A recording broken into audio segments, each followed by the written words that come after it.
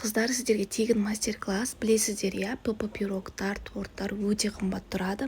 Бүгін сіздерге чизкейк сияқты шығатын ПП шоколадты сметанник пирогтың рецептімен бөліскім келіп тұр.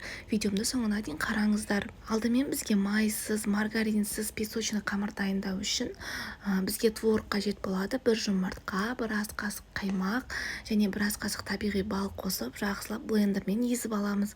Езілген массаға глютенсіз күріш ұнын қостым және разрыхлитель қосып, жақсылап жұмсақ песочный қамыр елейміз.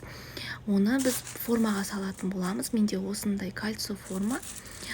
Қамырымызды осыған салып, қолымызбен бортик дайындап аламыз.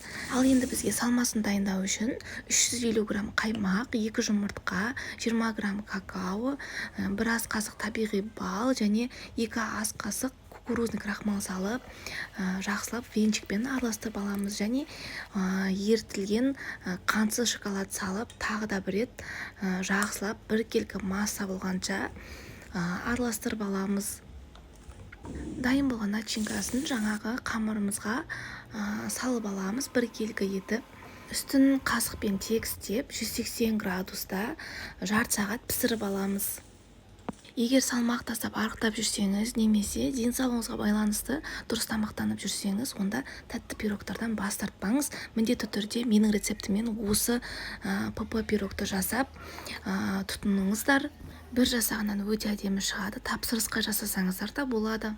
Сіздерге тағы бір ПП пирогтың рецептімен бөліскім келіп тұр. Описание бөліміне сілтемесін қалдырып кетемін. Міндетті түрде сілтемеден өтіп, осы пирогты жасап, нәтижесін комментарийда бөлісіңіздер. Менің каналыма тіркелуді ұмытпаңыздар. Сіздермен болған мен Рая, сау болыңыздар.